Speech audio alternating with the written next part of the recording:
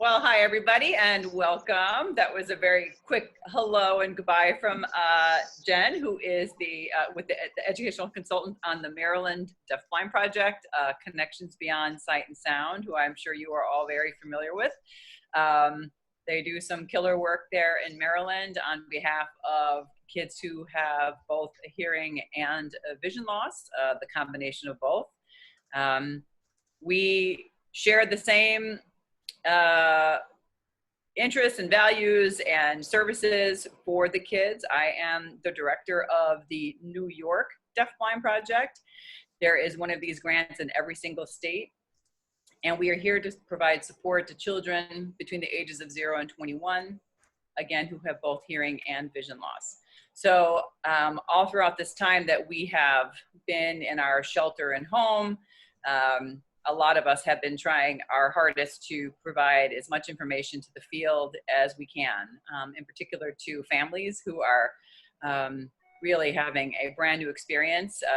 I am a parent. I am a parent of 2 able-bodied children, and that in and of itself is challenging. So anytime there are some additional needs that present themselves, can really make us think differently and have to shift. And so I know Maryland, along with us in New York, have all been trying to bring information into your homes, into your home offices as much as possible, just to help expand our knowledge and strategies while we're in this particular capacity. So I happen to be the director of the project in New York, but I am also a nationally certified interpreter. So it's kind of a unique role for me, because most people who come into these positions come from a background of severe and multiple disabilities in terms of special ed providers, or they may be a teacher for the visually impaired, a teacher for the deaf is a little less common. But I had the good fortune of, I started my career, I started my academic career at Gallaudet. I did my master's degree there, but not in interpreting. It was in rehabilitation counseling for the deaf. And that's where I met the first deaf-blind person I had ever encountered, was at Gallaudet. And like many other people, hearing people perhaps as second language learners of sign language, you know, I was really so well or don't see it at all. So I remember very much feeling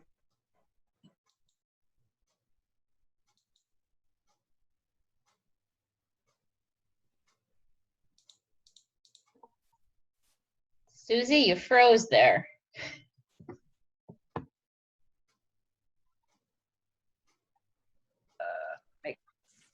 Oh, there you go. Now we're back. See, 2-dimensional world, right? All right, are we good now? Yes. Poor New York with their technical issues all the way around, huh? Well, I hate to say it, you know, we're kind of at the end of a heat wave, and so yeah, all of our email has been down all day, and we're not even on campus, but being connected to campus.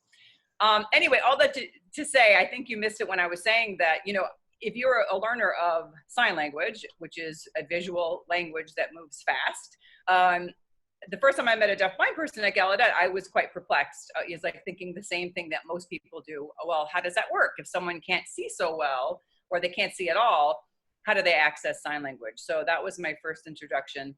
And then once I graduated with my master's degree, I went full force into the deaf-blind community and started working at Helen Keller National Center. So HKNC is the only national training facility in the United States for adults and some young adults who are deaf-blind.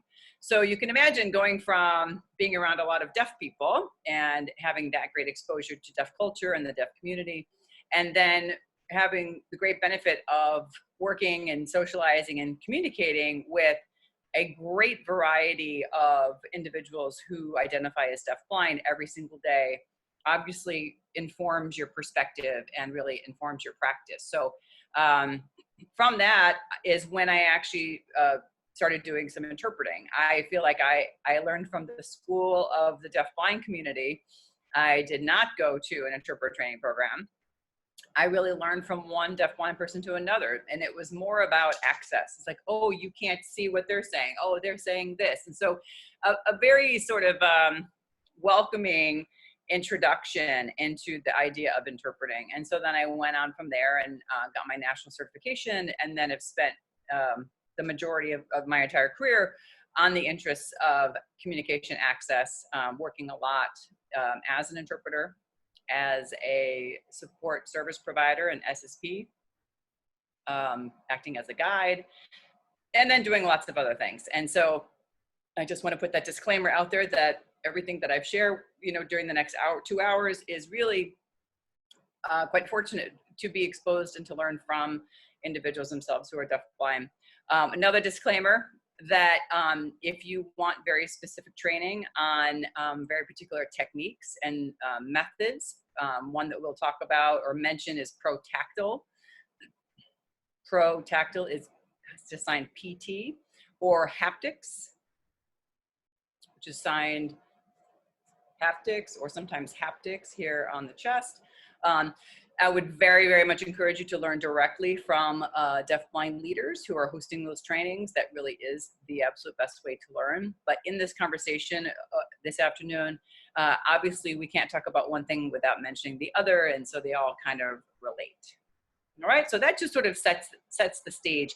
I started working with adults and have kind of gradually worked my way kind of on the younger side. So now, as the director of the grant, working with children all the way up through young adulthood, and having the great benefit of seeing the techniques that deafblind adults themselves have pioneered and utilized, and particularly the deafblind individuals who can have a voice for themselves and say, this works, this doesn't work.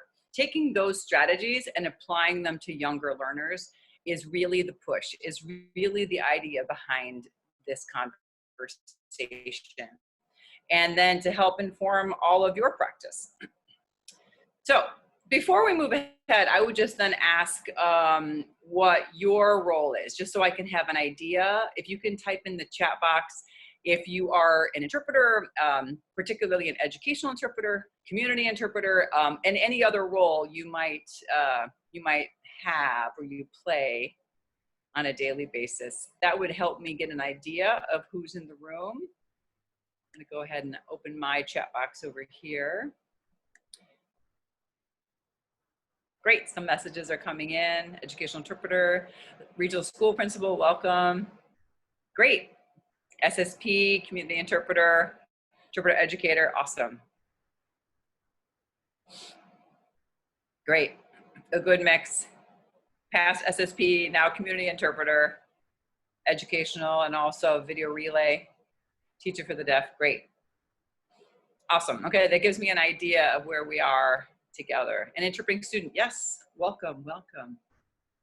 Because we all know it's got to start from the very beginning in interpreting programs. If that's where you're headed, that's where we need to start. Great, and a special needs teacher working with deafblind students. Awesome. Okay, great, thank you. And at any point too, Jen asked me if we wanted to hold questions to the end, and I would say no. I would say don't go crazy in the chat box because it can get visually distracting to other participants. But if you do have a question pertinent to the content, please do ask a question, and I'll probably try to poll you a little bit as we go. All right, so we want to talk a little bit about the role of an interpreter, particularly educational interpreters, or being in the educational setting. And then I thought we would spend a good majority of the time talking about, well, what is vision loss in its relation to interpreting? It would be very smart to take another class that is really in depth all about vision, but that would take us a lot more time. And I would encourage you to look up those other training opportunities. One being Perkins School for the Blind, which hosts many, many, many online trainings that you can take for credit, for not credit, just to expand your knowledge as it relates to your practice. But today, just kind of putting it in the frame of access to language, to what would be traditionally visual language for younger learners. So that's kind of the angle for this conversation today. All right, so before we begin, what do we need to know? Now, a lot of you are interpreters, so a lot of you have this knowledge, but I think sometimes it's hard for us to have the actual words to turn around and explain to others, right? And as it relates to deaf-blind related content, that's kind of again, the direction of the conversation. So one thing we need to point out is that there is no standard curriculum for training interpreters. Number one, that's probably the biggest challenge across all the interpreter education programs in the country. There are some basic expectations and requirements, but they can be designed a little bit differently.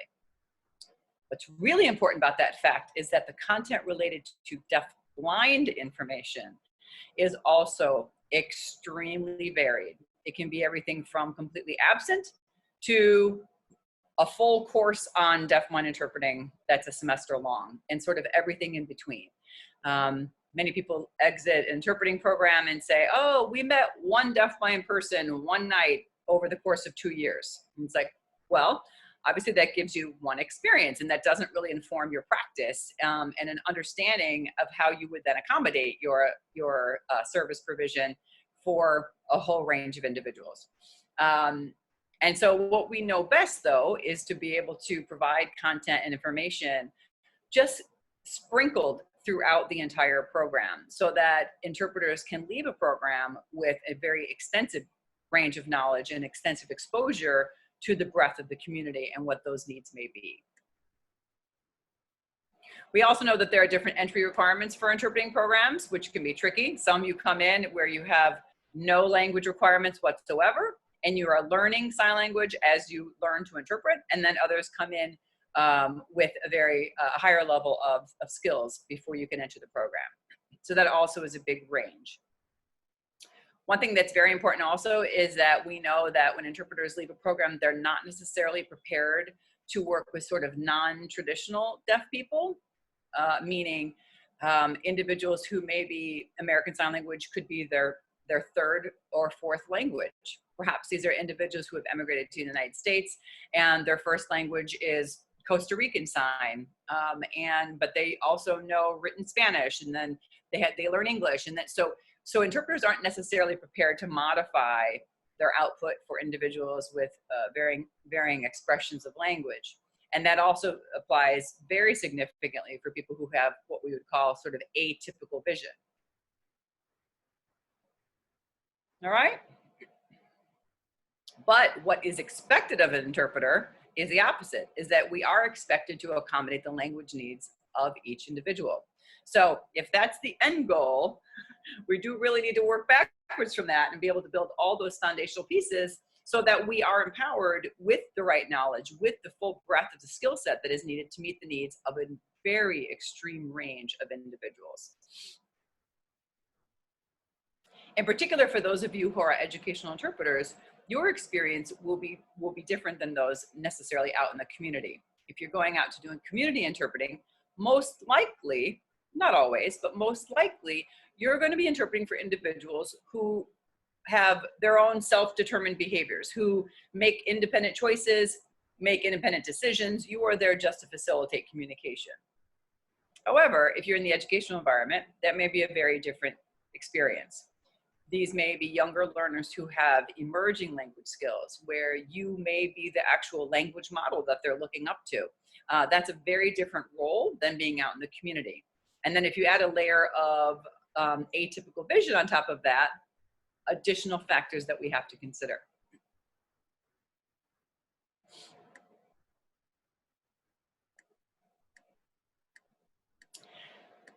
I don't want to spend too much time on this because since a lot of you are interpreters, or if you're in the educational environment, you probably work with educational interpreters.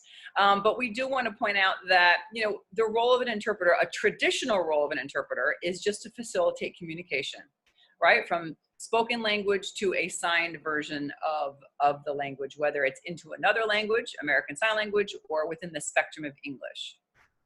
An interpreter is not responsible for the learning of the child. And what is tricky is then, again, if we put a deaf-blind child in that position instead of a deaf-sighted child, and we sign sighted like this, Um, but if you change the student who's receiving the message, does that change the role of the interpreter? And that's where you may have to have a conversation about, well, what are the learning needs of the child? Does the child need a communication facilitator in the role of an interpreter, or do they need someone to help facilitate learning and communication access? If that's the case, then that would be a different role. And that's the role of an intervener. And we sign it like this. And so again, that would be a whole other conversation, another presentation, but it is important to understand that that role may be a little different. We're starting to use a lot more deaf interpreters in the educational environment, which is quite wonderful. If you can think about how native signers, individuals whose first language is sign language, what a wonderful role model of language that would be for that young deaf person or deaf-blind person in the classroom. I know here, I'm in New York City, and I know here in the city, I think there's about 10 deaf interpreters who are working in the educational setting, which is really great. And it's obviously every educational environment is different and the demands are different. And so that's something that has to be assessed, but to highly encourage that.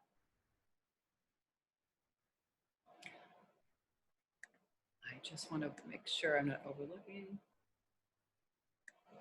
Just checking the comments. Yes, understanding the learning needs of the individual. And it's not only the learning needs, but also the communication modalities and knowing those, right? And then understanding, what is the role of the interpreter? Because it is important to understand who's paying this person.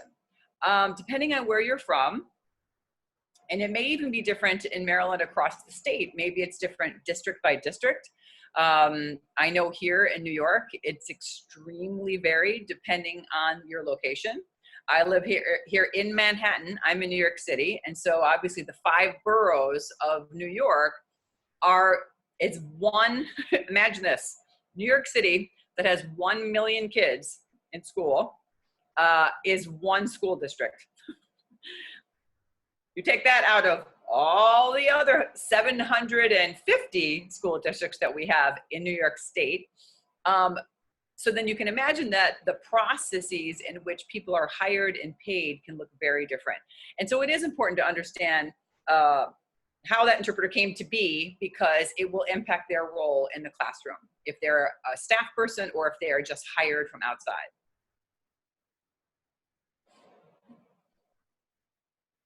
And obviously, the interpreter is also there to help facilitate interactions with their peers.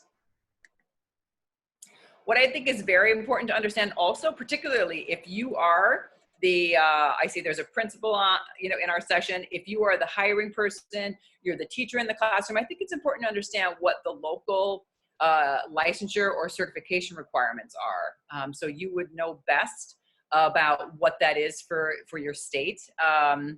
I am ashamed to say that New York State is one of the remaining 5 in the United States that does not have any statewide licensure or certification requirements. That's a frightening statement, because that means there is no one way to measure even a minimal skill set that is applicable for the classroom. So that's challenging. And so some states, and you can tell me if you all are a very strong EIPA state, if you are doing the educational interpreter performance assessments, that is definitely one step in the right direction, right? That allows a sort of level of minimum requirements.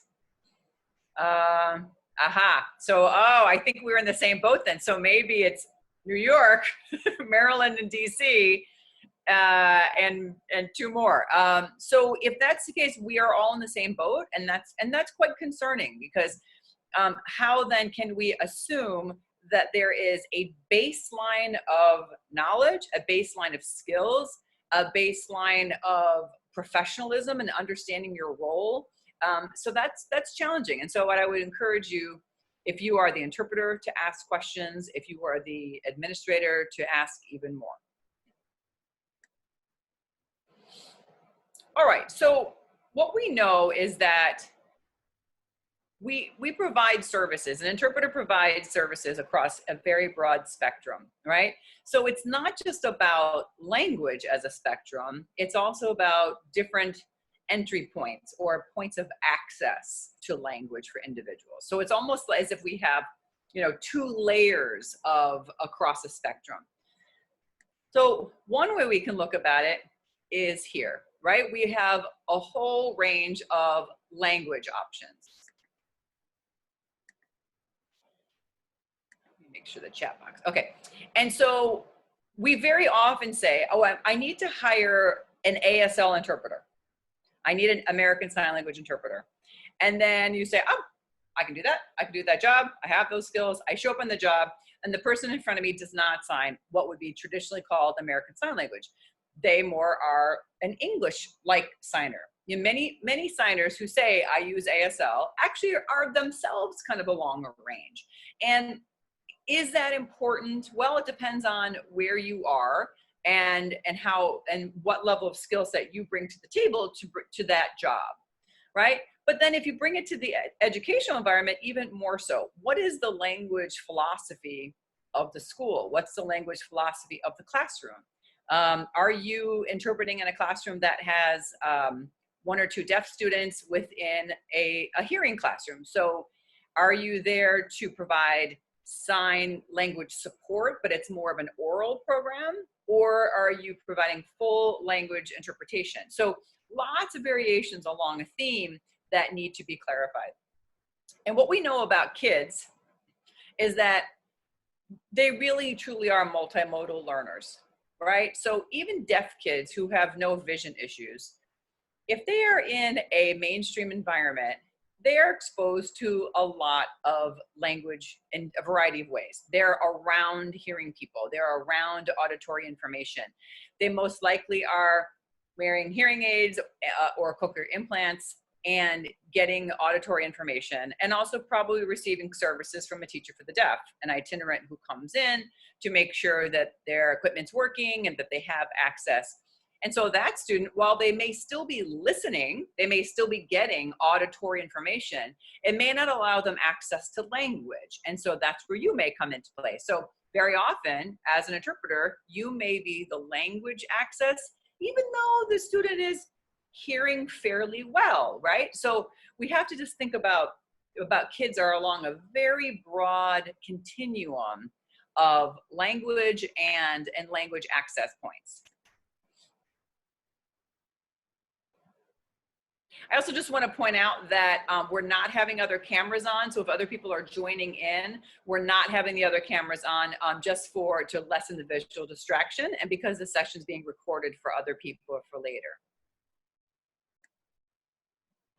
Now, there's another way we can think about providing access along a spectrum. Everything from individuals who have typical vision, right?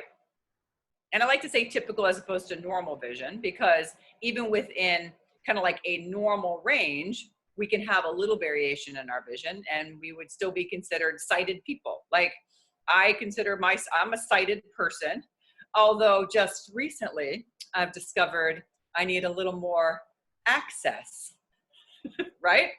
That comes with age. And because the lens on our eye begins to harden and it doesn't allow our eye to focus the way that it used to. So I would fall into the range of having typical vision. And I have visual access to information very close to me at a distance, but maybe I need a slight modification to access that more clearly. Well, that's many, many, many people. So we want to think about that in terms of sign language users. If you are the interpreter or the person providing language access, that someone could be sighted, right? They use visual language. Maybe they use their vision very, very functionally, but with accommodations. Maybe someone needs, obviously, glasses 24/7. Maybe they use a magnifying lens. Maybe they're using different devices to help them see better. But then also there would be modifications in our own production, right? And we'll talk a little bit about that later. And then everything all the way along that spectrum, from sighted visual signers to accommodations to people who use tactile sign language, whether that's one-handed or two-handed tactile sign language. And then also, which was mentioned before, additional touch techniques such as protactile or haptics. And there's a lot of content around that, a lot of debate about what approach, and again, that's not what this workshop is about, but we can speak a little bit about that. And then, are there other means of access? And the answer to that for individuals who are deafblind is going to be yes, because again, students or young learners who are deafblind are by definition multimodal in their access. So meaning someone may, depending on the location, use a communication device in one environment and not need it in another. Someone may need modifications to language in one environment and be completely sighted or visual in a different environment based on a lot of the content demands, based on the lighting opportunities that are available, etc. It could be based on how the individual's medication in their body is impacting their ability to receive visual information at that time. There's a lot of compounding factors. Think about a student who may have some additional medical complications, and that is actually the cause of their hearing and vision issue. Well, if they have other medical challenges happening, that obviously can impact their ability to hear and to see on any given day. So thinking about being in the educational environment, those are some of the things that we actually have to consider. Before I move on, I'm going to ask any questions. Feel free to go ahead and put those in the chat box at this point. If any of these terms don't make sense, you can say, what in the world are you talking about? Great. So as an educational interpreter, then you would want to know what the law says about interpreters. And so I'm going to just ask this question. I'm actually going to ask you to go ahead and type that in the chat box. What does the Individuals with Disabilities Education Act say about interpreters? Does anybody have that knowledge that they want to share with the group? And in the meantime, I'm going to turn down my air conditioner.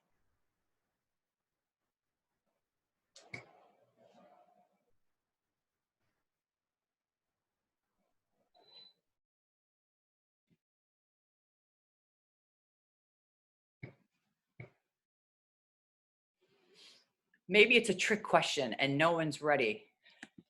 So, and it's important to understand what do we have backing us in the different environments that we are in. When we find ourselves in certain places, what's my safety measure? Who has my back? And what are the parameters that I'm supposed to function in? Great, good, good, good. So someone hit it on the head. We are considered related service providers, which actually means we are the equivalent of a physical therapist, a speech pathologist, an itinerant teacher for the deaf, or an itinerant teacher for the blind. We fall into the same category. And that is really critical information, because what that means then is that you actually do have a stake at the table. And I think that what is tricky for interpreters is that if you've come out of an interpreter education program, it's probably been drilled into you that your role has a very clear line, that you do not have an opinion, you are there to facilitate communication, and you do become a really amazing mediator of cultures and language and all sorts of things. But you've been taught that there's a very clear line. So that's a little different in the educational environment, because if you are a related service provider, that means you actually do have a part in the IEP team. And someone just typed that as I was saying that. You are considered an equal member of the IEP team. And I think sometimes that's new language or a new thought to people, because we're used to being just a facilitator of communication. So I think that's really important as it relates to students who are deafblind, because if you are that student's key language access person, then you will know you won't know what's best. I almost said that. You would know how the student best accesses information, how they're best seeing you, how are they best seeing their peers, how are they seeing the teacher, and also, are they hearing things? This is exactly the information that you could provide, because we are trained as interpreters to be observers. We are observers of people, of cultural tendencies, of interactions, in order to facilitate communication as equivalent of a message as possible. And so you actually should and do have the right to have input on the communication needs of the student that you're working with. So I just mentioned that because I think that a lot of people aren't familiar with that and know that they have that capacity in the educational environment, but is critical. And I, again, want to put the layer constantly over about students who are deafblind.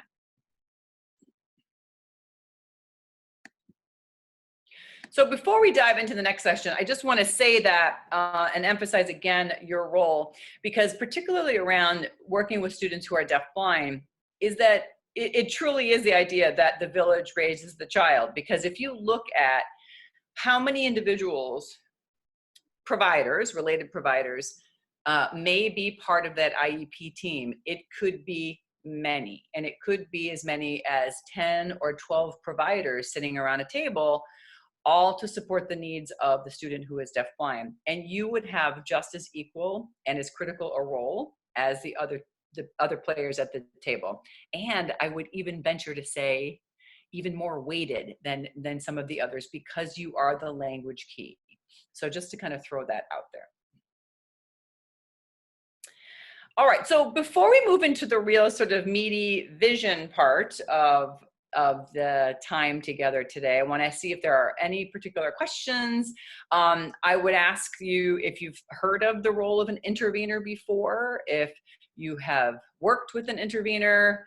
Oh, and let me also ask, if you've worked with a student who is deafblind, give me we like to use this thumbs up. And you know how you type that? You type it as B, lowercase b and lowercase d. Look, it looks like two thumbs up facing each other.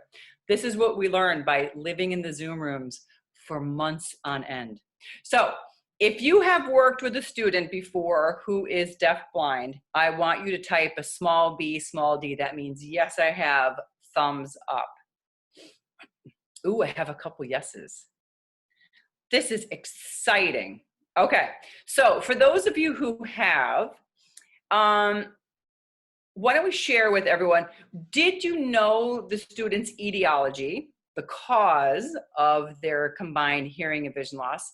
And if you did, what was that? What was the cause of their combined hearing and vision loss?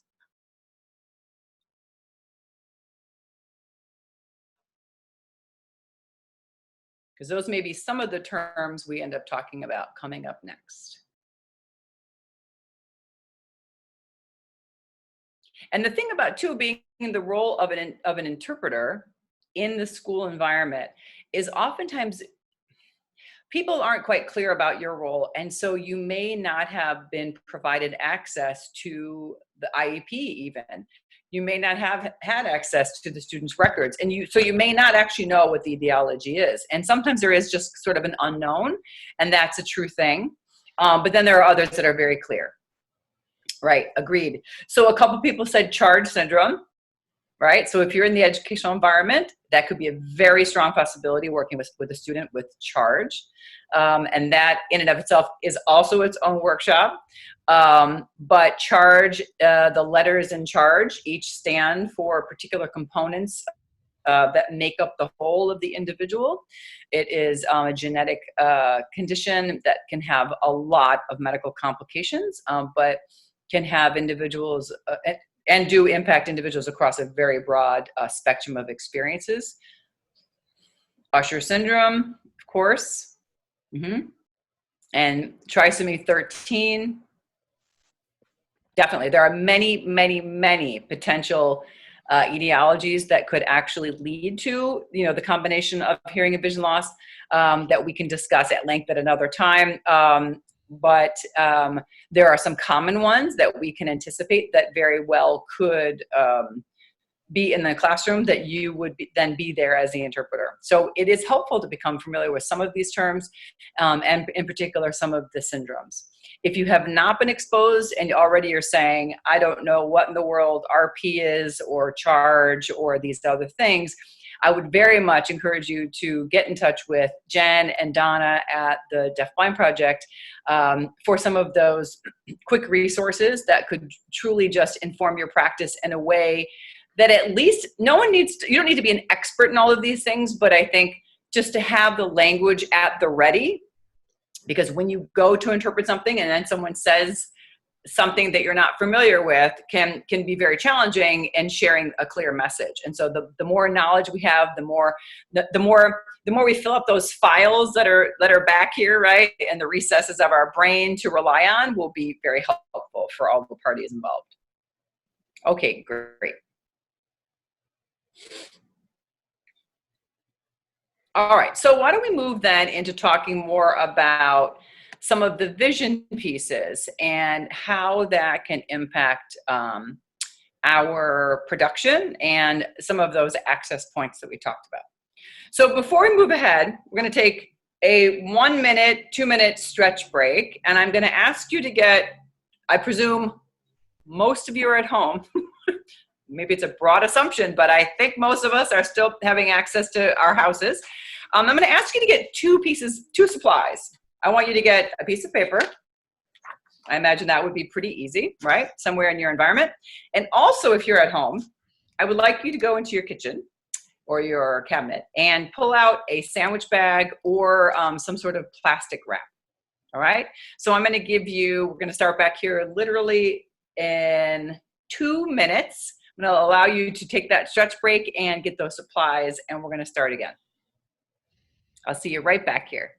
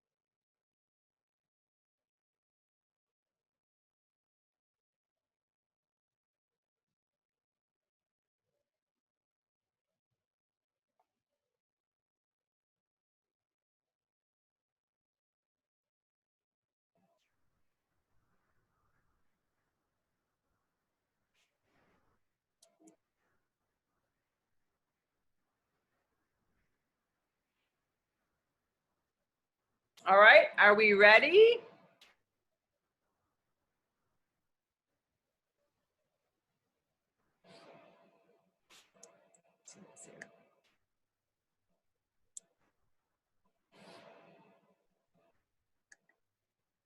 All right, trying to see if we're ready to go. Anna, you're good? Okay, great. Let me figure out what I'm doing here.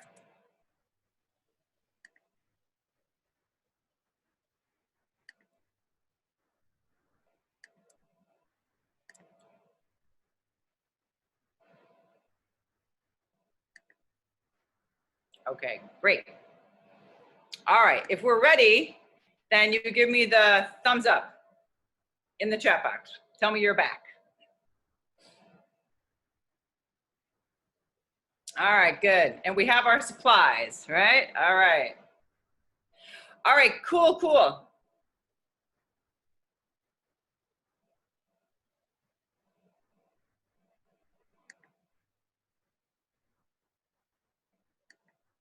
All right, so then thinking in the lens, that's not a joke. Thinking in the lens though of an interpreter, then what is vision loss in relation to that? And that can be a very big unknown to interpreters. Before we move on, I just want to make sure people are seeing, because all of a sudden I'm not seeing the interpreter on the screen, my video. Jen, if you're there, I don't know if I've there's some. still got, you got, everything looks good on my end. Okay, I just can't, for some reason I can't see the interpreter or my video anymore. Okay, as long as we're here, that's good. Okay. So what's important is, I think, to gain a little bit of that knowledge about vision loss as it relates to interpreting, because you will encounter this at some point in your career. I mean, because many people, it sounds like some of you have had experiences working with some students who have varying vision. But if I talk to community interpreters, very often people say, oh no, I've never worked with, deafblind person. Until you start having a conversation and realize, oh yeah, that person who, who asked me to move back a little bit when I was interpreting for them, or that person who asked me to move a lot closer. It's like, right, because those individuals had varying vision and they needed different points of vision access. Aha, hold on. When you share a screen, you lose access to the gallery. Let's see what's going on here. I would like to be able to see the interpreter just in case, or any other fancy advice, because I saw, I'm so confused about this. Here we go. Okay, maybe we'll try this again. All right. Anna, you're good. You can still see the PowerPoint? Okay. Okay, cool. All right, I'm just gonna forge ahead. Okay, so when you think in relation Stop to— sharing your screen though. Now we don't see the PowerPoint. Oh my goodness. There are too many things. Okay, hold on a second. There we go. All right. One of these days, there's too many platforms, I think.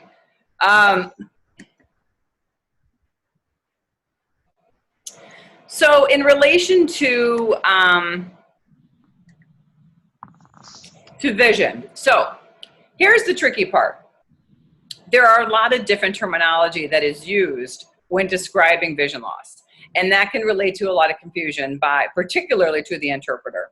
When providers start throwing out a lot of terms, there may be a lot of variation in the meaning, but people are using the terms interchangeably, which can be very confusing. So to clarify, we sometimes hear things like near vision. Okay, well, that's one thing. Is it near in this way? Is that what it refers to? We hear a lot of the term low vision. And so you may see it signed. See, this is the problem. I can't see the interpreter now. It's very strange to me. But you may see it signed LV right in front. You may see someone sign LV on the cheek, low vision. You may see someone literally signed as in low vision. There's not a lot of regularity with the use of that, which can make it very confusing, particularly if someone is explaining something to you and they use that term. But what's important to understand is the term itself has a lot of variation in use. And what do I mean by that? Well, particularly in the educational environment, if you were to read a vision report on a student, it would actually be called a low vision report. Well, low vision ends up being this sort of umbrella catch-all phrase that means all sorts of degrees and different types of vision. So as the interpreter, if I hear low vision, I may get a very particular image in mind when in fact they mean something very different. And that's thanks to our friends in the field of optometry. So it's really important. The challenge would be then is I would say if you hear that term, or if someone says, oh, this student has low vision, or the consumer you're working with in the field has low vision, that should actually prompt you to ask many, many more questions. So when you say low vision, do you mean they don't see well at a distance. Does that mean they need me to sit closer to them? Does that mean they need me to sit further from them because maybe they have a different type of vision issue? And we'll talk about those. I also just want to state, I'm hearing a lot of background noise. I don't know if you can mute everyone, Jen, but I hear a bunch of people typing, which may be distracting to folks. I think it's still on. I can hear some folks. I don't know if you can mute everyone. You may hear other terms like, oh, the student has fluctuating vision. It's like, well, that's a confusing idea. It's like, what does that mean? That it fluctuates from the morning to the afternoon, or it fluctuates all throughout the day? And one type of vision condition you may have heard of is called CVI, cortical visual impairment, which is gaining a lot of knowledge about and a lot of research over the past, I'd say, about decade. And we're learning a lot more about this type of vision loss. You can actually refer to Jen right there in Maryland, who has great expertise in cortical visual impairment, to give you a better understanding of that. But actually, CVI is one of those examples of where a student's vision or visual access may actually be fluctuating constantly. And that, as you can imagine, is quite tricky then. How do we know how to provide accurate accommodations? And so lots of questions need to be asked. You may hear other terms like tunnel vision. That's probably a more common one that you've heard. A more fancy term, restricted peripheral visual fields, which basically means tunnel vision. And now here's a couple other terms that I think are very tricky to understand, particularly in the educational environment. You may hear the term like, oh, that student has functional vision. That's a very common term you may see in the educational environment. It's like, okay, well, if the student has functional vision, but in what way? Does it function to read print? Is their vision functional enough that they can see clearly to read print? Is it functional that they only are able to see when the lights are turned on or turned off? Is it functional in a well-lit environment? So again, prompting those questions of, well, what does functional actually mean? A lot of these terms need further explanation, in particular as it relates to language access. Then conversely, you may see the label, someone is functionally blind. It's like, okay, so we just use the same word function, but now in a different way. If a student then is functionally blind, meaning that maybe they do have a little bit of access to vision, but they're more functioning as sort of as a blind person, where they can't really utilize their vision to navigate their environment or see details, or they definitely can't read print. But again, I would ask further questions about these terms. You may see something like NLP, no light perception. So these are important terms to start to have floating around in the back of your head. Again, in particular, as it relates to the educational environment, because most likely, not always, but very likely, when you come to that classroom with that student, for the most part, that student probably came into the world with what they're presenting in front of you. They may have had a different experience where they were born sort of typical hearing sighted, and then had a traumatic experience, which impacted both their senses. Or perhaps there was a student who was deaf and then also had cancer and had chemotherapies that were very intensive that then fried the optic nerve. There are lots of variations that could impact the student who's sitting in front of you. But if we're looking at the kids who are in the school settings, a great majority of those students come into the world congenitally, meaning born with what they're presenting in front of you, while there are some others who have progressive conditions and would present themselves later in life.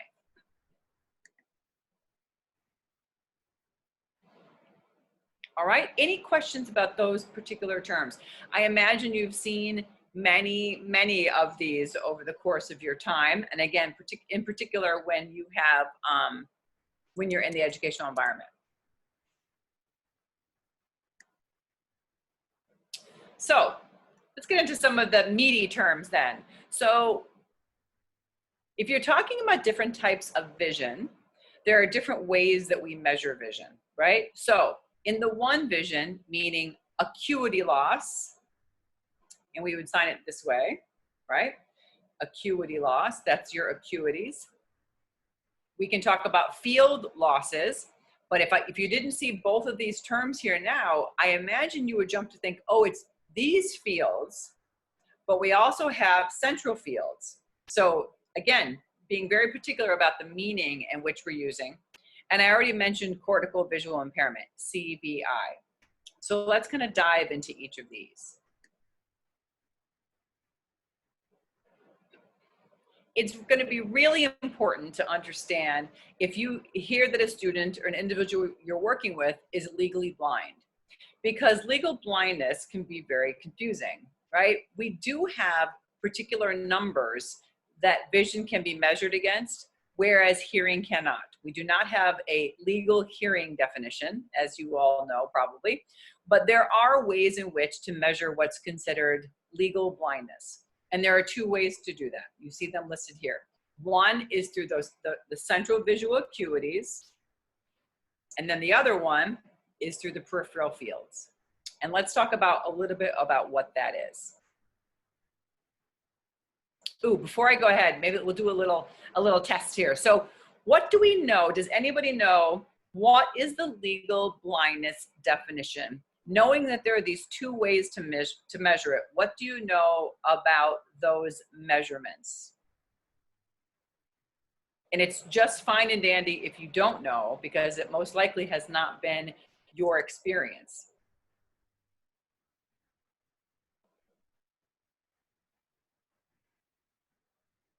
We'll see if anyone's going to type in here.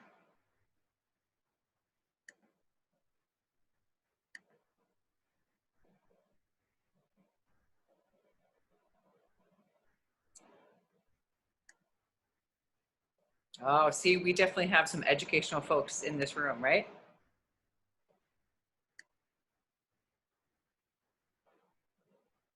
So someone said a little bit with a question mark. So 20 over 200? Okay, so there are two ways in which to measure our vision. The one for legal blindness being, hold on to that for a second. Right, so 20 over 200, and we'll explain what that is. But what I also want to point out before I move to the next slide is that people who are legally blind or considered to have legal blindness still may have very functional vision. And that's where those words jump out again, that the individual has functional vision. And it's helpful for you as a provider, as the person who's providing communication access, to understand what that functional access actually is. So understanding the numbers of measurement can be helpful if you have a base knowledge about what those mean. And then what's the application of that in the environment, and then also in terms of a person's access to language. So here we go. So correct, we have some great educators in this room who know this well. So think about that. Every time you go to the eye doctor, you sit in the chair, and what they're doing is measuring your acuities. They are measuring your distance, your distant vision, but also they're looking at the clarity of details that you have access to. So in relation to 20 over 200, that is an important number, because as I'm sure you do know, 20/20 being normal vision, right? So we have to think about that bottom number as a measurement of distance. It truly is that. So for example, if I have 20/20 vision, what I can see 200 feet away and see it quite clearly is essentially this, what my person next to me, my friend who has 2200 vision, needs that same thing moved up close to about 20 feet away in order to access it. So that gives you an idea. So I can access details pretty far away. I'm looking out my window, out my apartment, you know, and I can see the entire shape of the building. I can count how many windows are there. And that's even probably, that's got to be 500 feet away from me. So I have the ability to see clearly at a distance. Now, if there's a person who walks in front of their window, oh, sure, I'll be able to maybe make out the shape of the person, but I don't have access to any of those details. But as that person got closer, surely I would. So that's important information. So then if I can see that at a distance, my friend next to me with 2200 vision needs that moved up significantly closer, but could then have just about as equal access to it visually as I do. So I think that's really important as a person providing access to language.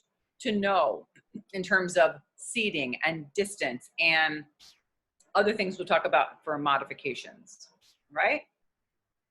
So if that's one measure of vision loss, what's the other? Does anybody else have an idea about the other numbers as it relates to the measurement of vision?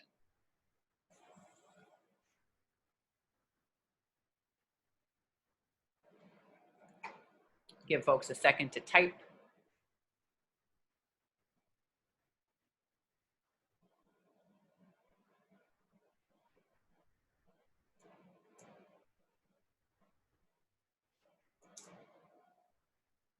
Maybe this is a tricky one and people haven't had as much exposure to it, which is entirely possible.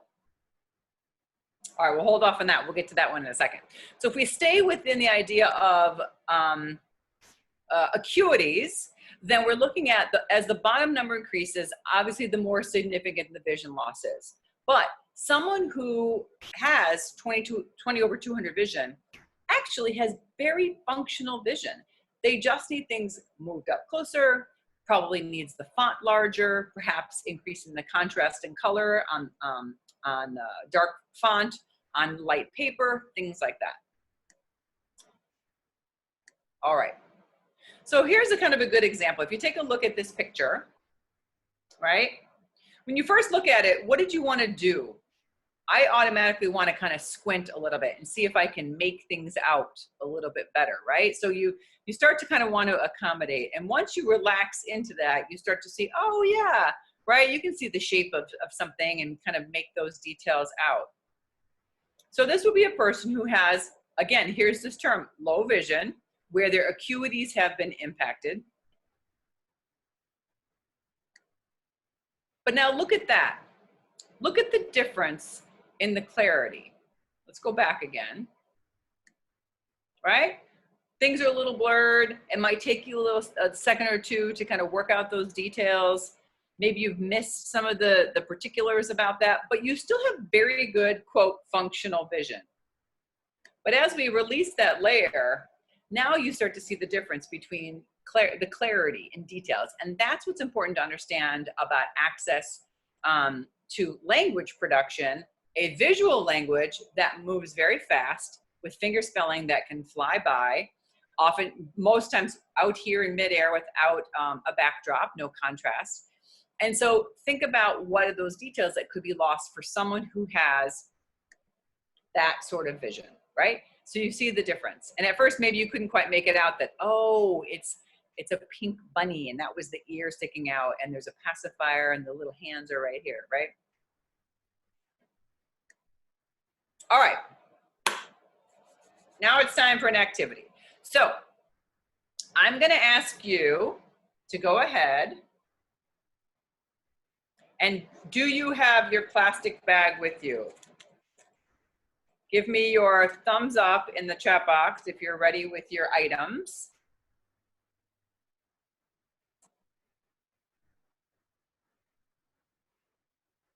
All right, awesome. Okay, I think we're ready to roll. All right, so what I'm gonna do is I'm gonna put up the instructions of what you're going to do on the next slide. And now this is all, you know, good interpreter honor, that we're all gonna play by the rules and follow along, no cheating. And so what I'm gonna ask you to do is this, right? So take your bag, I want you to fold it in half, and you're going to place it over your eyes, right? So you have just acquired your own new vision loss, and you will see how your acuities have been affected. So keep that bag there. And now I want you to read the instructions on the next slide. Here we go.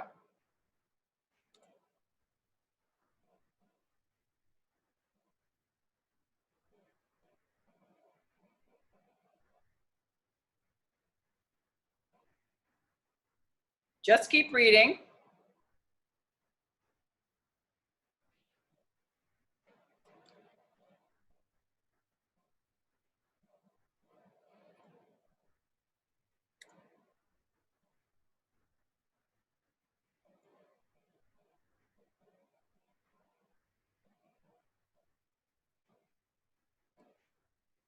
Okay, come back to me. So what did you find was tricky about that? Go ahead and type in the chat box. What was new or different about that with your newly acquired vision?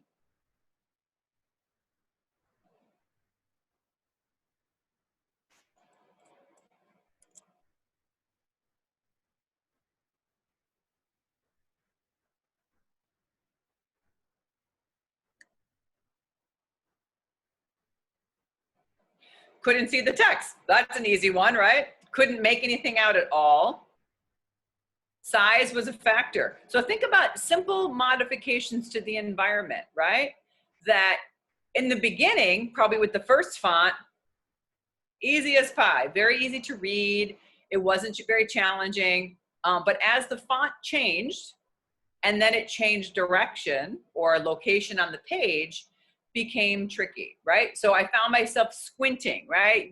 You probably found yourself leaning in, looking for details. Only saw shadows, right? So couldn't read the small print at all.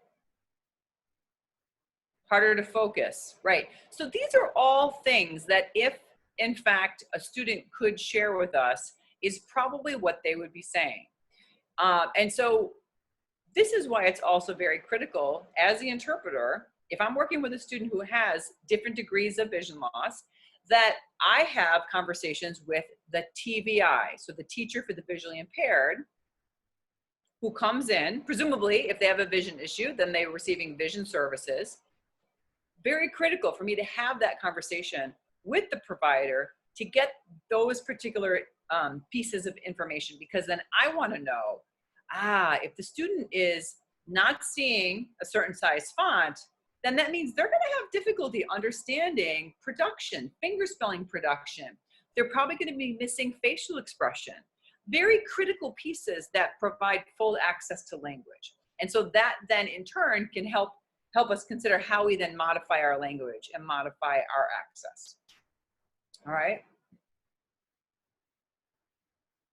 All right, so that's a very, very brief intro. So now we're going to do a more, that was a static activity, right? Now let's do a more live sort of activity, right? So I'm going to go ahead and share my screen again and see if I figure this out. You're going to have your bag still, and make sure, again, once we start the activity, that you stay in your role for the best of our learning across the two-dimensional screen. All right, here we go. So I'm going to start something, and with your newly acquired vision, I want you to watch what's on the screen. Okay, I'm going to play it, maybe for only about a minute. I want you to observe that, and then we'll come back and reflect on it.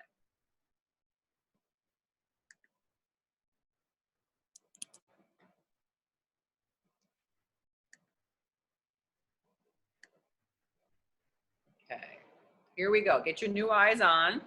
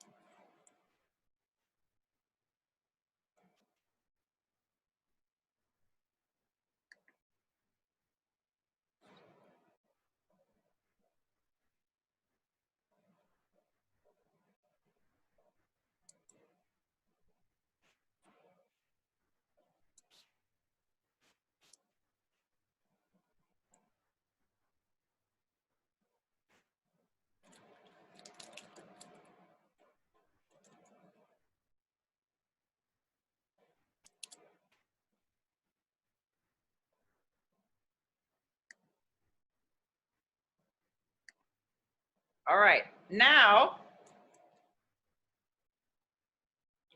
we're back on screen. Okay, now, before we have a conversation, I want you to take your baggie and fold it in threes. and I want you to finish watching the story, okay? So you're gonna fold it down one more time, and now I'm gonna get started.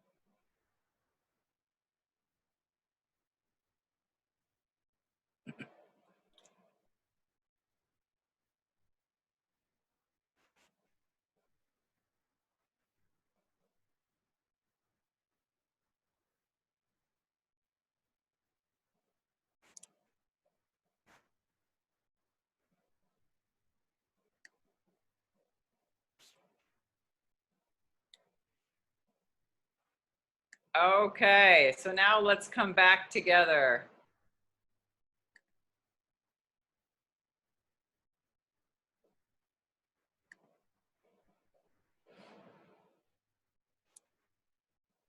You're probably rubbing your eyes.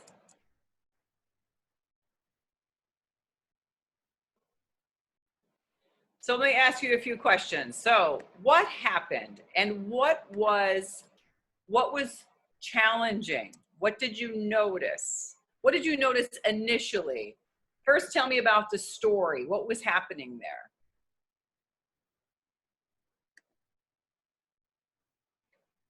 Horrible. Perfect, good response. Right. What else? Why was it horrible? Very much in need of contrast. It would have been helpful if there was an entire black background. Missing the facial expression, facial grammar. Movements were easier to track, but it was difficult to make out the hand shapes. Related to the race part, bigger was better. So in her production, her movements were helpful. The whole screen just looked white. I focused more on body movement than facial expression.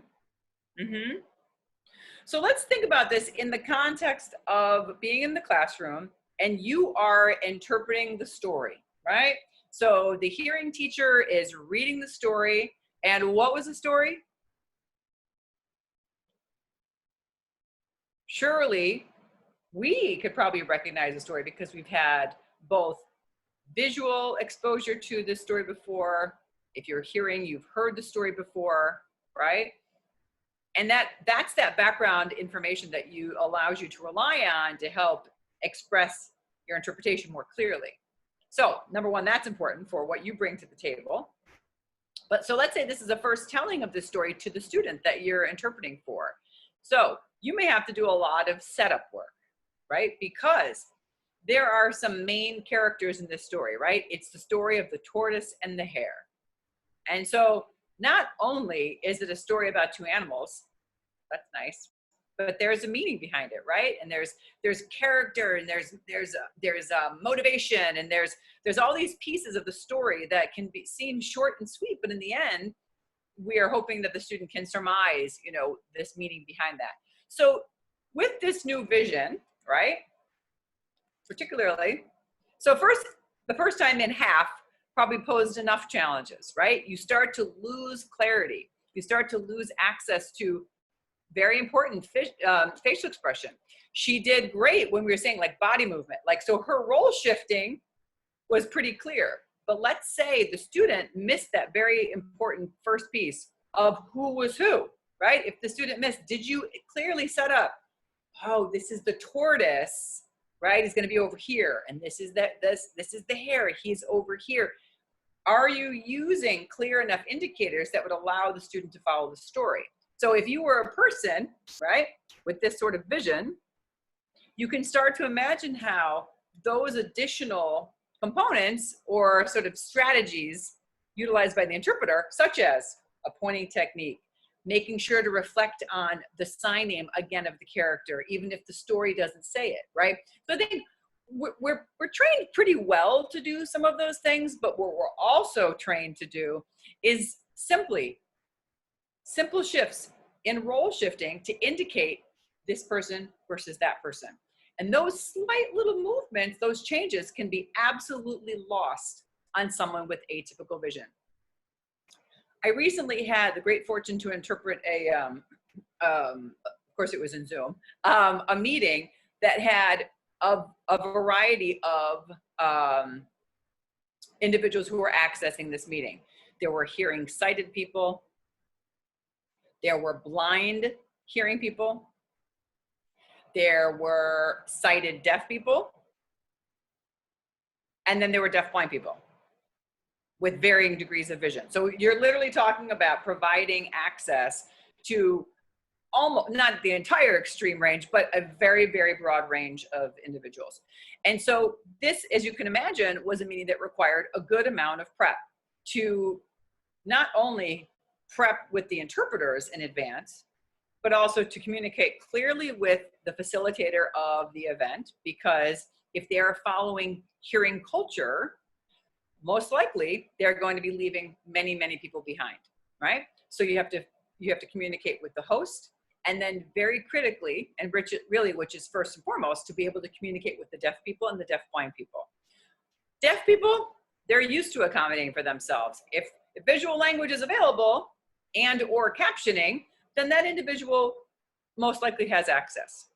However, if you're talking about deafblind people or deaf people who have limited vision, then the rules change, and they very much should change. And a big part of our conversation in advance was, what are the best turn-taking skills that you like to see from interpreters? What helps make the flow go more seamless?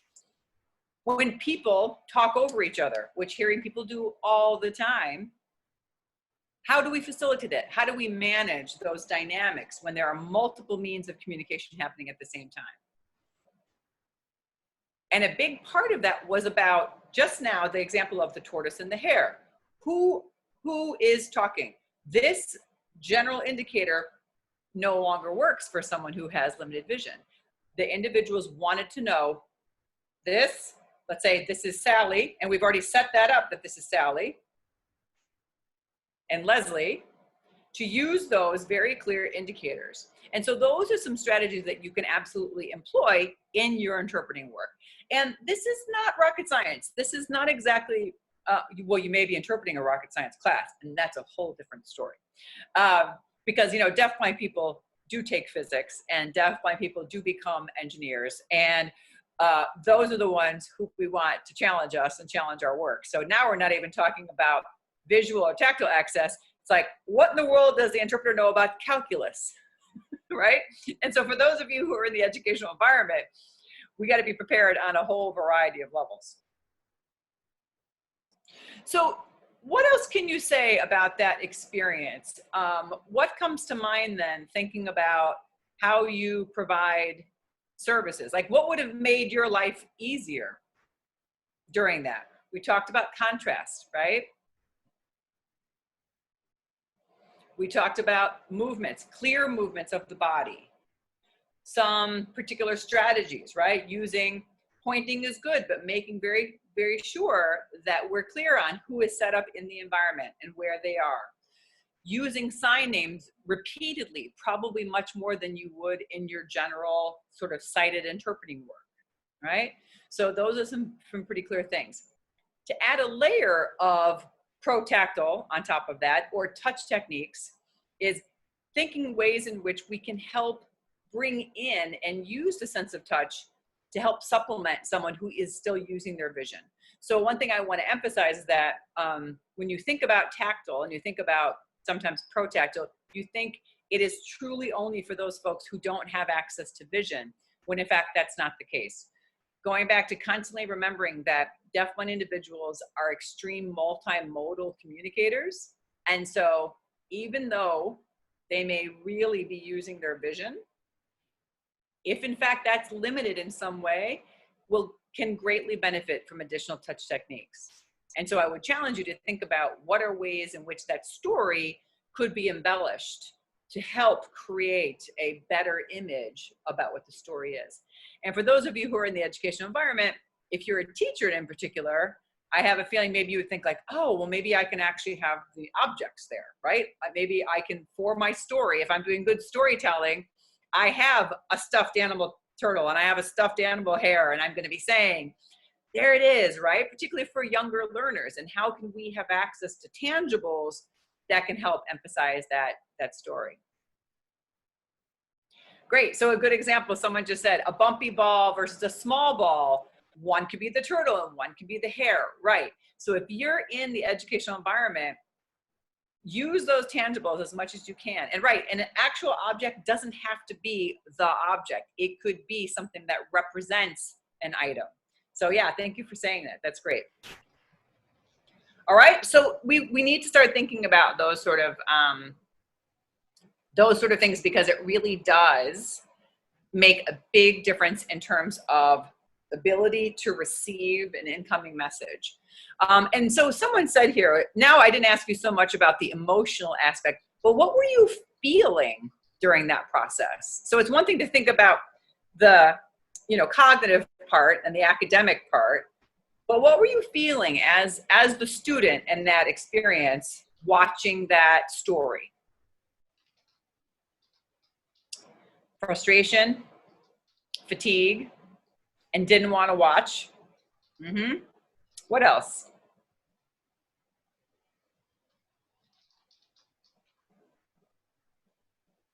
Yeah, feeling frustrated or lost. Exactly. So think about the students that you work with, or even consumers out in the field too. It can also be community interpreting. If someone is really truly experiencing vision similar to what you just went through, you can imagine then how much that person may want to take a visual break away from you, away from all this visual clutter that's in the environment, because it's exhausting. And then someone pointed out, feeling like I was missing something. Individuals who have the capacity to share with us often say they're constantly worried about missing information. And then next thing they know, there's something, now I have to respond to something, but I feel like I missed some of the information leading up to this. And so then maybe I shouldn't answer the question, or I can't answer the question. So a lot of pieces come in on top of that, right? Which also can lead to feelings of low self-esteem and all those other things that come with it. So if we can trail it back to access and knowing the right access points and trying to be as accommodating as possible from our end, could help reduce that fatigue and the physical strain, because it is tiring. And one thing that we have to remember, oh, good timing.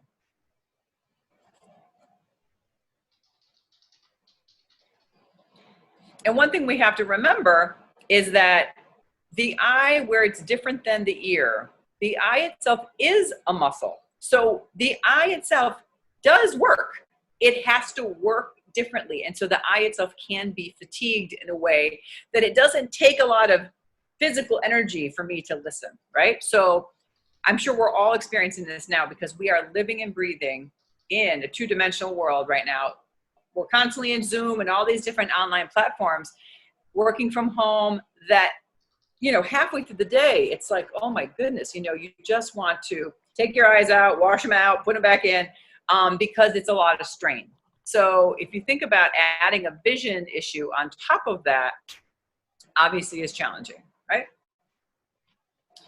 Okay, so thank you for playing along with that. Now we're going to go on to the next piece. So let me try see if I make this work again.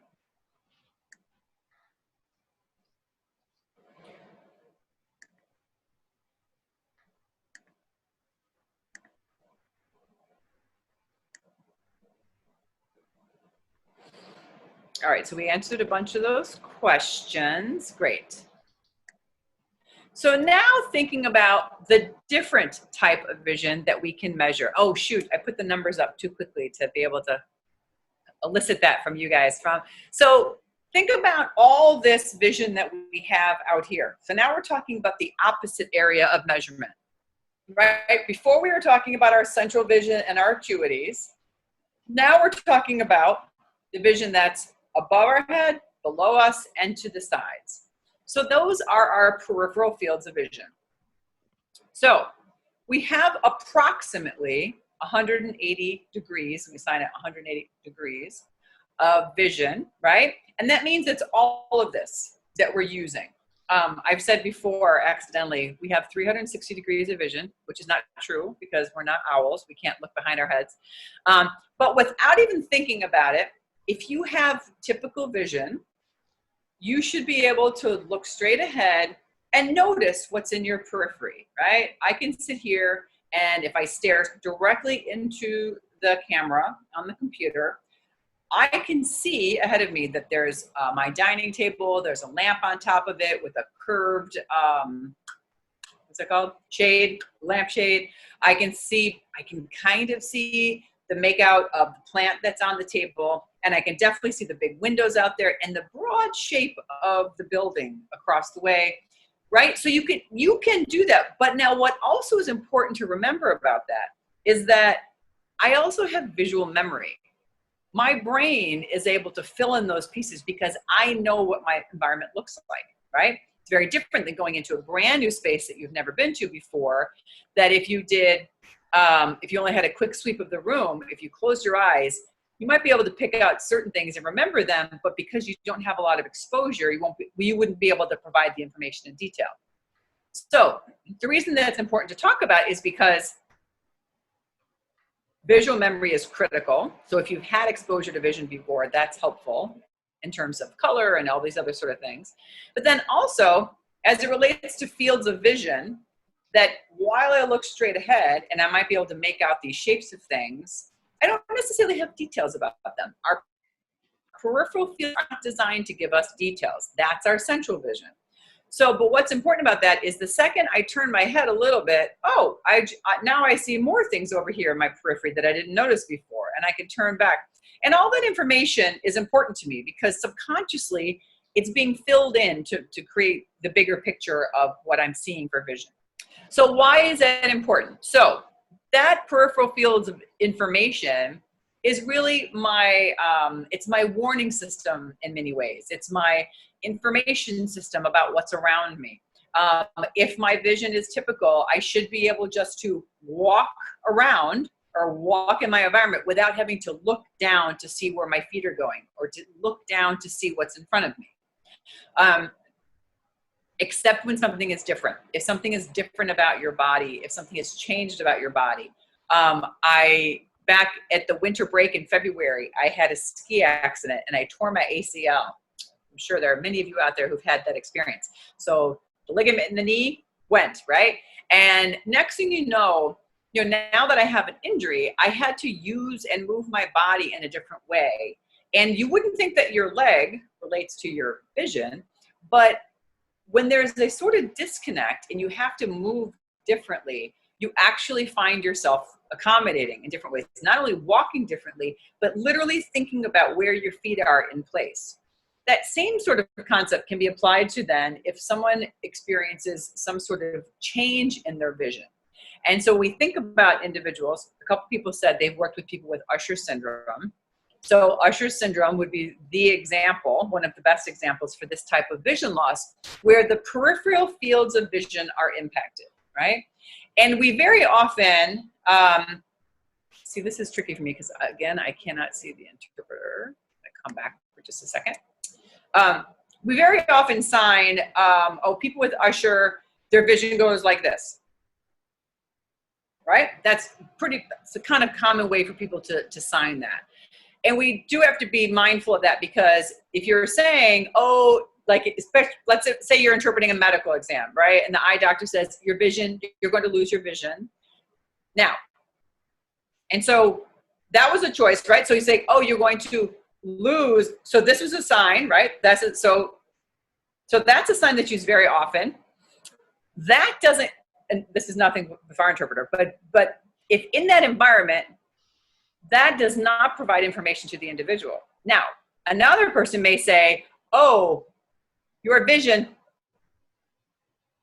Now, if you just saw that, and I saw that, that's frightening to me. Wait a minute. You're saying my vision is going to move that rapidly and it's going from way out here to absolutely nothing? That falls on us as the interpreter. Now, before you would sign any of those things, I would very much challenge you to consider gathering the right information in advance. Say, doctor, when you say the person will be losing their vision, can you describe what that will look like? When you say peripheral field loss, and you use that big word, right? You say peripheral, and as the interpreter, you don't know what that doctor means, so you just spell peripheral, and the person says, what are you talking about, right? Because those are some words that are not necessarily in our daily vernacular. So if that's the case, we need to think about what does that mean? So this is a good conversation to have, because what happens, in fact, with RP, which is signed RP, which is, here we go, ready? Retinitis pigmentosa, RP. So RP is the eye disease in the back of the retina, right? So it would go this way, and I would go this way because the retina is in the back of the eye, right? So if this is the front, we're looking in. Now we're talking about all of this red pigmentation in the back of the eye, which is the rods and the cones. So as those start to die off, right, they start to dissipate. What happens is the vision does not go like this. It goes like this: blind spot, blind spot, blind spot. Okay, those are called scotomas, right? So as those vision dots or absence of vision start to grow, they start to actually impact the mid-periphery of vision. So that means kind of like right out here. So if you are looking straight ahead and you think kind of like, take your hands and they go right off of your shoulders, kind of in an outward way on yourself, that's the vision that actually could be absent first. So that's interesting, right? So that means if you look straight ahead, your central vision, spot on. Your extreme peripheral vision can also be spot on, but it's actually right here in the mid-periphery. So, and then as those blind spots start to grow, it actually goes outward very often this way and starts to come inward. So in essence, in the way a person in more advanced progression, it looks a little bit like this, because an individual ends up with what we would call tunnel vision. It just doesn't go like this. It's just the only way that we've ended up signing that. So I would just caution you in the way in which information is shared, that this is a frightening sign as the receiver, as opposed to, well, your vision, maybe changing, because we do not know the progression of that individual's vision loss. There can be one person with Usher who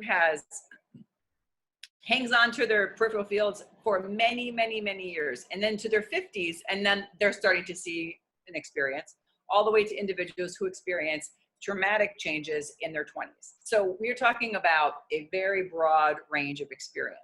So I just want to challenge you to think about the way you sign certain things and how that might look to the receiver, because it carries weight and it has meaning.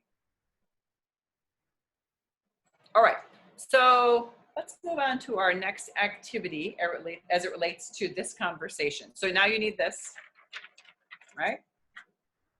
All right, so you're going to create your own peripheral field of vision. I'm going to ask you to roll up. You're going to roll up your piece of paper, I'd say with about an inch wide, all right? Maybe a little less, maybe a little bit less, maybe about, yeah.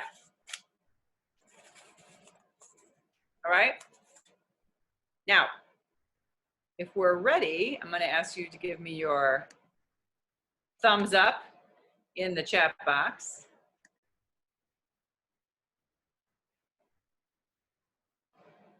This is some fancy stuff right here. These tools, right? we're high tech on this DeafBlind project. Great. Okay, so now, again, it's going to be interpreter's honor, right? So no cheating. So I'm going to ask you to put your new eye on. You can either just close the other eye or cover it, right? And when I change the screen, you're going to follow the instructions with your new vision. And I'm going to allow a little time for that, okay? So get your new eye on in all fairness and trueness. And now I'm going to show you the instructions.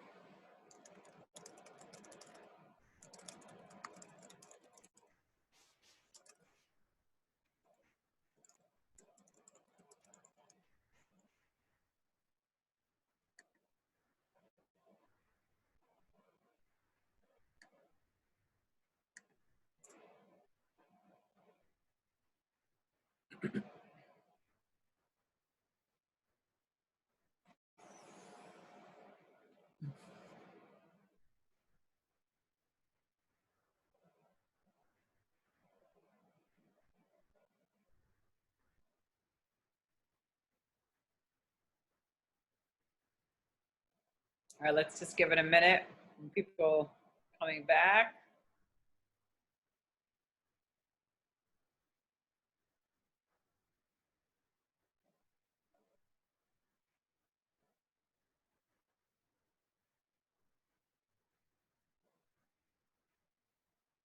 All right, I think a good majority of people are back. All right, so go ahead. Some people have said, so what happened? What was challenging? What did you do differently than you normally would be doing? So I'll read a couple of the comments. A couple people said, eek, that was very hard. Depth perception was way off. Took much longer than expected. I had to be more careful in my movements. Someone said I nearly broke a glass. Eek. I tripped over my dog. 13 stairs in a home built in 1890. Whoa. Can't type. So let's think about that, right? So now, granted, you just experienced a very extreme degree of vision loss in a very short period of time. So let's be real, that's tricky. So what is different about that? So let's say, now, it's not entirely accurate for us to be able to say, close one eye, look through this one, because we have binocular vision, right? So we use information coming in from both of our eyes. It comes in and then gets interpreted in the brain that allows us to understand our whole visual environment. So let's say that means you would literally have to not have access to any vision whatsoever in the other eye, but this is kind of the best way we can simulate it. But the idea being that if you limited your vision to this, right? Now, think about how you have to move in your environment. I would aim to guess that every single one of you had to go like this. You had to now look down to figure out what's in your environment. Like, is there a dog in the environment? Where are the stairs in my home? All of a sudden, these things become very important when before you don't even think about that. And that is the benefit of being sighted. That is the benefit. And there are a lot of new terms that are coming into the field and into the community. You may hear something called vidism, right? VIDISIM. So having the benefit of being sighted, using your vision is taken for granted in comparison to the individuals who may have limited vision. So constantly being mindful about our place in the world and our experiences that are brought to the table, because very often they are quite different than those of the individuals that we're working with. What do I take for granted in my visual environment? Just thinking about that. So the idea of conducting a simple task, that was a simple task of getting a snack or getting a drink, became not so simple. It became something that took more time. It took more time for you to navigate through your own familiar environment. You know where your cabinets are, you know where the glasses are, you know where you can reach in for the milk in your fridge. And so all of a sudden those things become very different. So we need to think about that as it relates to the individuals we work with. It also helps you probably understand, in terms of deaf culture, it's appropriate. We wave at people to get people's attention, right?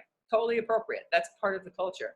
But with someone who has limited fields, if you had a limited field like this, right?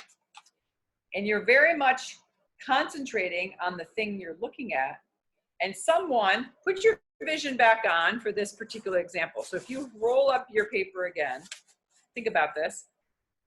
And if someone waved at you for your attention, go ahead and wave your own hand.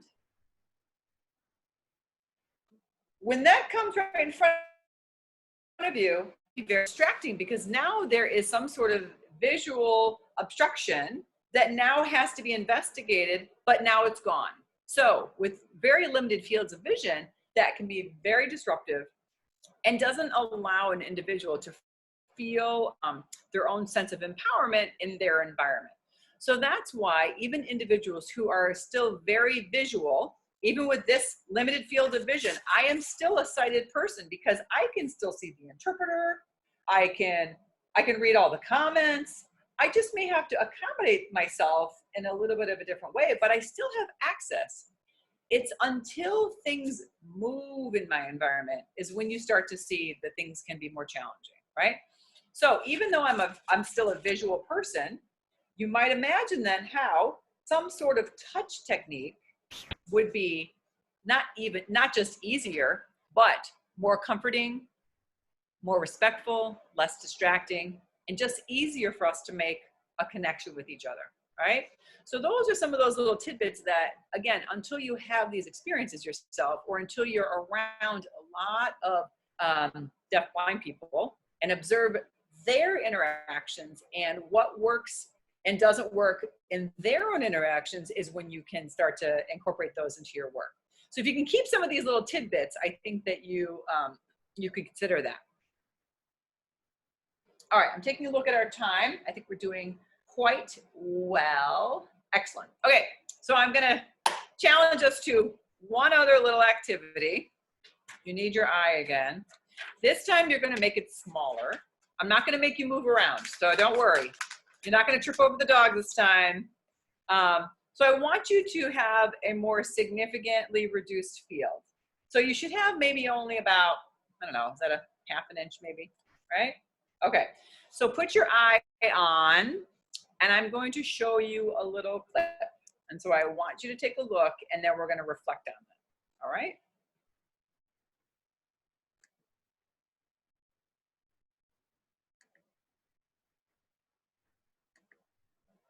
Don't cheat.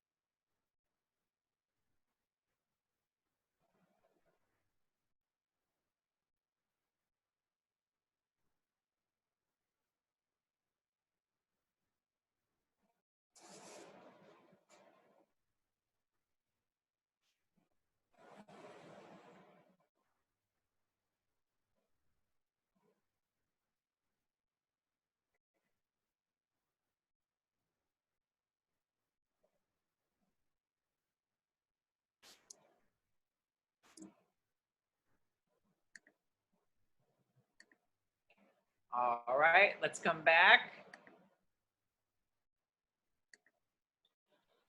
All right, so how did that go? What happened? What was the story?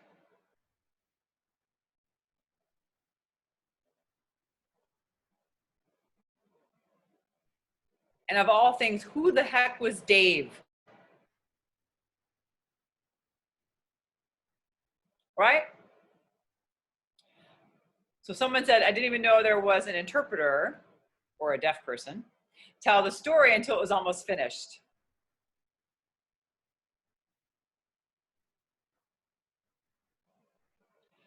Wow, could not see everything. I didn't know there was someone signing or that there were words on the screen. It was awful. I missed huge chunks. I think it's funny, you're all assuming it's an interpreter. It's actually a deaf person telling a story. So it could be the teacher in the classroom, not interpreter. I had to move, right. So what sort of accommodations did you have to make? So let's see how many challenges we had, right? So number one, the benefit that you had was that you weren't moving around. So you actually had more of a static environment. So within good accommodations, right, to best of your ability. So someone said I had to sit back very far to be able to get a better idea. So very true. So think about that. So a natural accommodation then for someone with these limited fields of vision is going to be more distance, right? To be able to be tricky because, let me see if we're frozen again. Here we go. Checking this little internet over here. Good, Cheryl?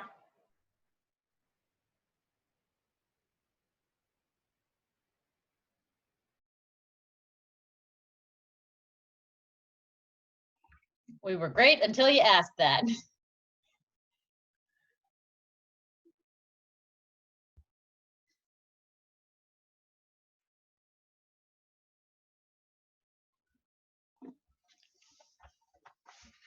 Uh-oh, we got so close. There we go. We might be coming back. I think Movement. it's, I think yeah, we're good.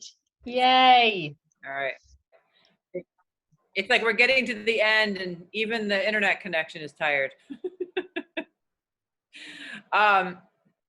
So I started to say, moving back further obviously is an accommodation that broadens the visual field. But you have to think about how possible is that in an environment, and then what are the other restraining components that may take place? Because then the further you sit back, there could be other visual interruptions. Maybe the person can't see the screen as well. So there are some things to think about. Now, the other pieces that are challenging, many of you said, I didn't even know there was a person on the screen signing. Because think about, your field is small and you're concentrated initially on the first picture. Aha, there's an animal. Oh, there's another animal. Wait, and then nothing seems to be moving. Then I need to look, I need to move and search the visual environment. So it could be very easy to not even see the person come on screen. So the reason we do these sort of activities is to get us kind of stimulated along those lines going, okay, there are multiple components that in this case, as a sighted person, I am taking for granted my very broad scope of access. So think about that as an interpreter then, how helpful that would be if there's a story to say, you know, what's going to be on the screen, that, oh, there's an animal there. Oh, they're signing there, to help direct the person visually with information. And this again is where touch access or different touch techniques like protactile can come great helpful, because a person with those limited fields of vision, think about this, if your fields are very small, right, and you're focused on the screen, I actually could be the interpreter behind you that uses touch techniques on your back. I could simply do something as easy as using my hand as sort of like a rudder, right, on a boat that goes, if I do it this way, the boat's going to go one way. So I could even do something like this on the individual's back. Look that way, look that way, right? And these would be things that we would agree on in advance, that those movements mean certain things that allows the individual to connect, right? And to be directed without me having to interrupt and say, whether it's tactile or to come back in front, or how can we do things that allows for a more seamless production of language, more seamless access to information, and allows that more, encourages more self-determined behaviors. So you start to imagine that there may be ways to do this that empowers the individual in a way that they may not have otherwise known that they could be until we provide those things as options, right? Naturally, someone said, I started to get a headache from the eye strain. Sorry for that. You all experience a very rapid degree of vision loss very quickly. But I think what's also important is that, right, someone said, I had to get a bit of information. So what often people say who have different types of vision is that I'm only getting bits and pieces, and then they have to kind of figure out the puzzle and put it all together. And that's a lot of work. So how can we make that a little bit easier for people, right? And again, particularly for the younger learners, thinking about if we start these techniques early, that allows that individual to increase their own self-empowerment, self-determined behaviors, being comfortable reaching out then saying, actually, I didn't see that. Can you tell me what that was? If we don't, give those opportunities and build those skills early, that will be a delay in development, a delay in self-determination. So thank you for playing along. So hoping that, because those techniques or those little simulations, again, are not real, but they are as close as we can get in this obviously two-dimensional world, but also not being a person who has that life experience. How can we glean some perspective by doing some of these little things? And so hopefully that will bring some of that information more to the forefront of your minds in your work. All right, so we have just a few minutes left, and I want to cover just one or two more things, in particular as it relates to language and some sign choices and things like that. Okay, so we did this. Here we go. So we talked a lot about different terminology, particularly as it relates to vision and vision loss. Oh, that's one I wanted to say though. Oh, it comes up here. Okay. So there are different ways to sign things, different ways to say things, of course. And the way words are used is very important. And what's really important is that we listen to the perspective from within the communities of individuals that we serve. So obviously we have seen a lot written and spoken about by deaf people from the deaf community about what is acceptable, what's respectful, different ways that we say, we have shifted over time to say hearing loss as opposed to hearing impairment. How and vocabulary will evolve and grow over time, just like terms as it relates to combined hearing and vision loss. So you'll see deaf-blind even written in a bunch of different ways. You may see it like this that's on the screen, where it's capital D hyphen capital B, blind. You may see it written as one word together. You may see it, I didn't put all of them here, but you may see it all as all lowercase. And this is something that is still not consistent across environments. Most likely internationally, you'll see deaf-blind oftentimes written as lowercase. But if you're talking about the experience of being deaf-blind, not as a cultural person, you may see that as lowercase, one word. But the cultural identity that is being more embraced now by deaf-blind adults, you would see it as a combined word, no hyphen, because it truly is a comprehensive, holistic experience. It's not just being deaf, it's not just being blind, it is truly the experience of both senses together. And I already spoke to the interpreters in advance, and they are aware that we don't sign deaf-blind this sign for blind would be kind of an old-fashioned sign, and carries a heavier weight of meaning behind it. So the sign is DeafBlind, and it's produced here on the cheek.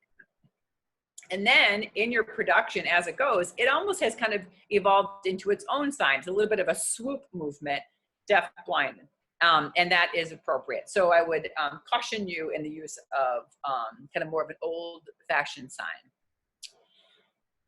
Low vision we spoke about, we don't need to get into that again.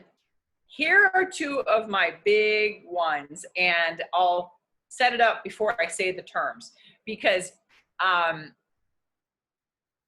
we often see the production of signs because it's commonly used, but that doesn't mean it's accurate. So when someone says vision loss, it's not loss. I know I keep hopping on and signing and not signing. It's not vision loss, because vision loss in this respect shows the progression of something. That's the verb. And so when we talk about someone will have a loss, you could sign, that means there will be a change in something, right? You can also say, if you're describing progression of vision changing, it could also be this, it could be a down progression, it could be a this progression, it could be a this progression, all different ways. So again, I would challenge you, when someone says vision loss, that could be difficult to know exactly what that means. And so two things here. You may not exactly know what that means when they're describing it, but also it is an inaccurate use to use this sign, because that indicates a verb, as opposed to vision loss, and it's spelled L-O-S-S, because that's the noun. That would relate the same thing to hearing. So it's not a hearing and vision loss unless you're trying to say a progression of hearing and vision loss. And I also would challenge you in the idea of, it's not this, because that means, holy moly, that is also rapid change. So it's the same thing it would equate to, how quickly were you going? If it was really, really fast, as opposed to, right? So our movements have very clear meaning associated with them. So I would challenge you in thinking about that. And we talked a lot about progressive vision loss. So when you hear that, let's say you are interpreting the meeting with the teacher for the visually impaired, with the student and their family, or you are at the eye doctor with the family, and the doctor says, you will experience progressive vision loss. I truly don't have a clue about what that means unless I get more information about that. So again, just to point out, our sign choices really matter, because it can truly mean one thing or something very drastically different. Lastly, we don't really have time to get into all of this, but just to indicate, we know, going back to that kind of beginning where we talked about the broad spectrum of modes of communication, there are many, and there are, again, to emphasize how truly multimodal individuals who are deafblind truly are, where you can have someone who has both a hearing and vision loss, but they still speak for themselves, and maybe they're using assistive listening devices. They may also be someone who listens and watches sign language. They may be a full-on sign language user, tactile. All these particular things could be playing together. And then not to forget to mention other assistive devices, different equipment that may be used, Braille, all sorts of different portable technology, a CCTV, which enlarges font, et cetera, et cetera. So there are many things many tools we may be using or maybe seeing that are in our environment during our interpreting process that a student may be using simultaneously. And so that's something to think about. And if you as the interpreter don't know what in the world that device does, that's also very critical. You need to have access to understanding the equipment, knowing how and when it might be used by the student, understanding when they may switch devices. Does the student know how to use it? All those sort of questions are really critical. All right, and then lastly, we've covered a lot of these kind of just throughout our conversation, but some simple pieces that can help us in terms of the communication or interpreting process. Obviously, you experienced a couple different types of vision conditions yourself. Think about those things. What would have made it easier for you? You know, be mindful of the background. The contrast is so, so important. The visual clutter in the environment can truly make or break your communication experience. Think about how you lost those details. If you simply move your arm in when you're finger spelling and it's not floating out in the air, bringing it in not only accommodates for a small field of vision, but it allows for contrast behind your clothing too. The identifiers we talked a lot about, just general direction, pointing or body movement doesn't help necessarily identify who is speaking in the environment. Using sign names, we talked about that. And I would very, very strongly encourage you to do some more research, familiarize yourself with different types of touch techniques. Protactile, you'll hear a lot in the community about one method versus another. So educate yourselves, but also I want to emphasize again, many people who are still functional vision users also greatly benefit from touch techniques, okay? And you can imagine how that would increase a person's access just based on your own experiences just now, you know, very briefly. Right, so, oh my goodness, right on that note, I think we're right at 5 o'clock. I don't know if there's any last questions. Jen, I kind of ran us right up to the end. I don't know if Jen has other questions or an evaluation to put in. Yes. And someone asked the question, if we are doing virtual work, what kind of screen should I be using? Great question. The challenge is a lot of them are sold out right now. Some of the best ones are like almost like the green screen, the photography backgrounds that people use are very good because they're already designed to reflect light. You want something that absorbs the light coming in, doesn't reflect back. So you want to think about that. You know, again, thinking about your contrast of your own clothing, obviously our interpreters here, right, and me too, but how we provide our own backdrop of our work and thinking about the background behind us. So, but I would encourage you to look at the ones for, that are used, that are like, they have very simple pop-up ones that a lot of photography folks use. Sorry, Jen, go ahead.